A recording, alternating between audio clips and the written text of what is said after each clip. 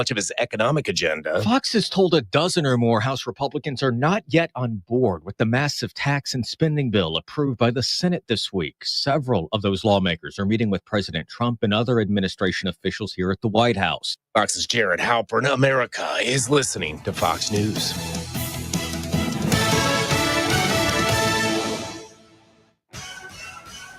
Your 710 KURV AccuWeather forecast for this evening. It'll be cloudy and humid with a low of 79. Remaining humid for tomorrow with times of clouds and sun. A breezy afternoon with a thunderstorm in spots. Tomorrow's high 92. Tomorrow night, partly cloudy and humid with a low of 79. Mostly sunny Friday. It'll be breezy and humid for your Independence Day holiday. We'll reach a high of 93. Humid Saturday with some sun. A breezy afternoon. High 94 to 98. I'm AccuWeather's Drew Shannon on the Valley's official weather station. 710 KURV.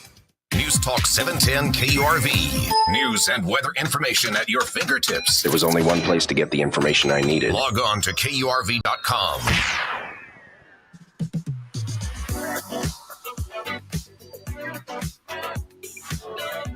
Thanks for joining us this Wednesday afternoon, right in the middle of the week. You're listening to News Talk 710 KURV. This is your 956 drive home. I'm Zach Cantu, along with the living legend, Davis Rankin, on your home for Houston Astros baseball. They're up against the Colorado Rockies. First pitch, 7:40 today. That's made possible by Dr. T's Primary Care for Men and Women and Mission Economic Development Corporation. Joining us now on 710 KURV for an update of things across the border into Mexico. Ildefonso Poncho Ortiz at Breitbart, Texas, joining us now. And the most recent story you've put out is incredibly graphic, and I kind of want to save that for the next story, because this other one is also nightmare fuel to me. The Sinaloa cartel using Mexico City's camera system to track FBI agents and kill informants. They had this hacker guy doing all this stuff. Tell us about that. Okay, but let me, thanks for having me, Zach. And let me just say, I love how you were able to sneak in the word putting out and graphics. So love it.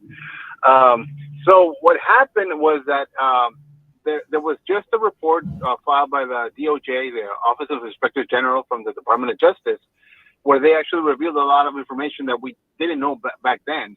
So in 2018, the Sinaloa cartel hired a hacker.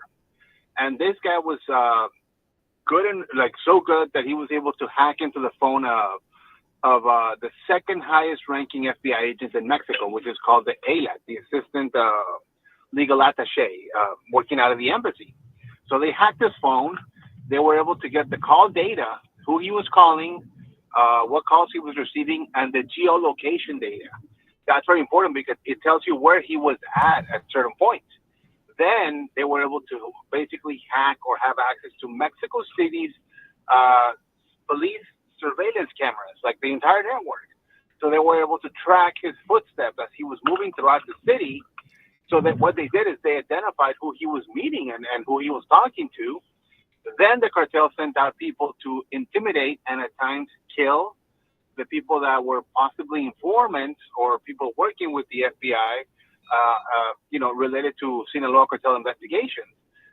So pretty much that was a pretty significant, vulnerability that was going on, and it just shows you the power and the brains that these cartels have. Basically, now mind you, this was in 2018. They're that much better now than they were back then. Joining us on 710 KURV is Ildefonso Poncho Ortiz at Breitbart, Texas. We're talking about a story where the Sinaloa cartel found a hacker that was able to keep track of some of the highest ranking FBI agents in the region. So they were able to find not only this guy, but the informants he was talking to. This is no small feat that we're talking about here. How do they recruit these guys for their particular skill sets? Well, we have to remember, these guys have almost unlimited funds in Mexico and political influence. So they're able to recruit from, universities, they're able to recruit. I mean, what is El Chapo's secret? Why did he get so big and powerful? It wasn't that he was the smartest. He has like a he doesn't even have a high school education. He barely went to grade school. His secret was that he was smart enough to know that he didn't know anything, so he hired the best that money could buy. And this is something, that reflects that. He was able to hire the best hackers, the best scientists, the best attorneys, the best, security details. So that is what made him so powerful, and that is it shows in this way that, they have the money to buy the best in Mexico. And, Mexico has some top level universities. Joining us on 710 KURV is Alfonso Poncho Ortiz at Breitbart, Texas. Davis, please mute your microphone unless you're going to ask a question. The next I wanted to ask you about is the one you just posted recently, and this is a real graphic situation. The Mexican cartel and the bodies hanging from the bridge. Are things escalating, Yes. Poncho? Yes, they are. And so, it's been almost a year since the Sinaloa cartel went to war, two different factions going at each other, the Chapitos and the Mayos. Then, in the last couple of weeks, Cartel Jalisco New Generation basically sided with Chapitos. They send hundreds of gunmen to back them up. And this is a development of this, that just, on Monday, there were all these bodies that were found because these were gunmen from that were from the Michoacan area, aligned with Cartel Jalisco New Generation, that went back to help the Sinaloa cartel, and they were ambushed by people aligned with the Mayos faction, specifically people from under the command of a gentleman known as Chapo Isidro Mesa. This is the guy that inherited what was before known as the Beltran Labor Cartel. They basically are backing up the Mayos. So these guys are very powerful, and they were able to basically capture these guys as they were coming in and kill them. And they hung four of them. They were beheaded. Then they hung them from their feet from an overpass. The pictures are there. Then they stacked 16 others inside of a minivan. And they put a sign, a poster board outside saying, "This is what's going to happen to the rest of you," all these other threats. Then, it just shows the brutality. And then we were able to get an exclusive photo of the morgue inside, where they were able to basically line them all up. Because now, mind you, 20 bodies at a time, it sounds graphic, but it's something that has become sort of regular in Sinaloa because of this war, that in the span of a year, it's already led to, just in Sinaloa alone, to thousands of people that have gone missing that haven't been found, and hundreds of people being killed because of this ongoing war. I hate to say that this is a tactic that we've seen before. I remember this happened in Juarez a while back, right? And a few cases more recently too. Yes, and you have to remember these.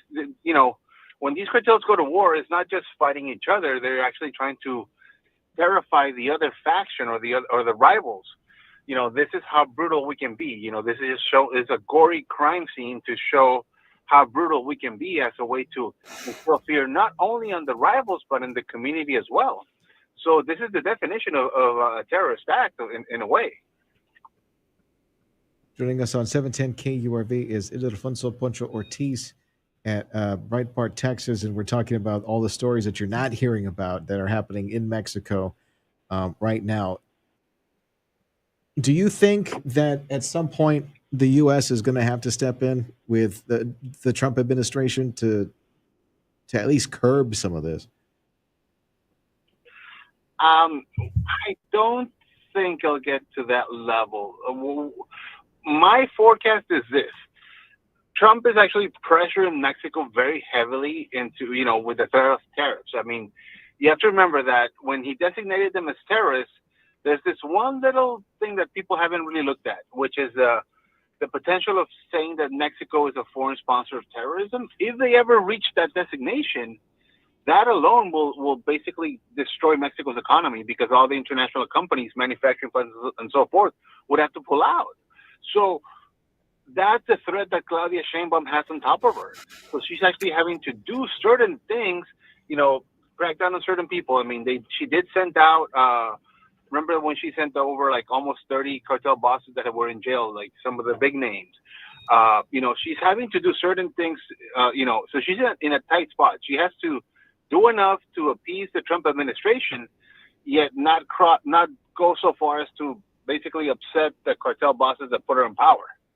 So she's basically between a rock and a hard place. Yeah, the U.S. Department of Treasury, I just saw the story that you put out. They're accusing Scheinbaum, or at least the Mexican government, of helping China move their money for them. What's that about? Well, so there's two banks and one big brokerage firm. Now, this brokerage firm is actually owned by the man who was AMLO's chief of staff. And what these institutions did is they're in various quantities. They help launder money for multiple cartels, and then they actually were also they're accused of helping these drug cartels move money to China to pay for fentanyl shipments, not actual fentanyl, but the precursors. And rather than Mexico say, "Oh yeah, we're going to crack down on them," Scheinbaum's immediate reaction and her government was to say, "Oh no, there's no evidence of these banks having done this and everything." But quietly, they have been taking steps, to minimize, to appease the U.S., but at the same time try to minimize the public image of these banks. But they are in serious trouble, these banks and these institutions. Hey, Pancho, thanks a lot for spending some time with us this afternoon. Appreciate it, giving us the stories from Mexico that you're not hearing anywhere else. Ildefonso Poncho Ortiz at Breitbart, Texas, joining us on News Talk 710 KURV.